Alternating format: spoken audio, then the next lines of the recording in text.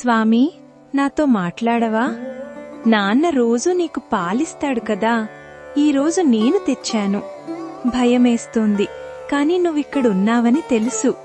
తల్లి, నేను పనిమీద పక్క ఊరు వెళుతున్నాను.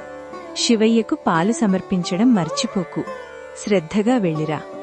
సరే నాన్నా, నువ్వు చెప్పినట్టే చేస్తాను.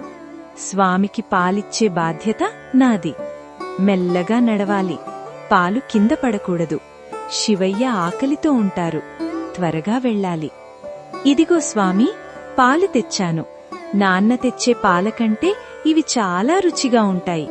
త్వరగా తాగేసేయ్. ఎందుకు తాగడం లేదు స్వామీ? నేను తెచ్చాననా, లేక నేనేమైనా తప్పు చేశానా? నువ్వు పాలు తాగకపోతే నేనిక్కడి నుండి వెళ్ళను. నాన్న అడిగితే నేనేం చెప్పాలి? ప్లీజ్ స్వామీ, తాగవా? ఆ వెలుగేంటి? స్వామీ, నువ్వు వింటున్నావా? ఏడవకు తల్లీ, నీ భక్తికి నేను వచ్చాను. నీవు తెచ్చిన పాలు నాకు అమృతం కంటే తీపి. నువ్వు నిజంగా వచ్చావా స్వామీ? పాలు తాగు మొత్తం. భగవంతుడా, కళ్ల ముందే పరమశివుడు. నా ఇన్నాళ్ల పూజ కంటే నా బిడ్డ నిష్కల్మసమైన ప్రేమే నిన్ను రప్పించింది. ఎంత ధన్యుడను నేను. స్వామీ, నిన్ను వదిలి నేను ఉండలేను. నన్ను నీ దగ్గరికే తీసేసుకో.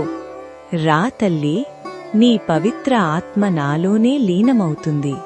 శివయ్యే బిడ్డగా వచ్చాడు. నా బిడ్డ శివుడిలో కలిసిపోయింది. హరహర మహాదేవా, శంభో శంకరా. నిజమైన భక్తికి రూపముండదు, కేవలం అనుభూతి మాత్రమే ఉంటుంది. కల్మషం లేని చిన్నారి నమ్మకం సాక్షాత్తు ఆ మహాశివుడే కరిగించింది. భక్తిలో భయం కంటే ప్రేమ మిన్న. ఆడంబరం లేని చోట ఆ దేవుడు ఉంటాడు.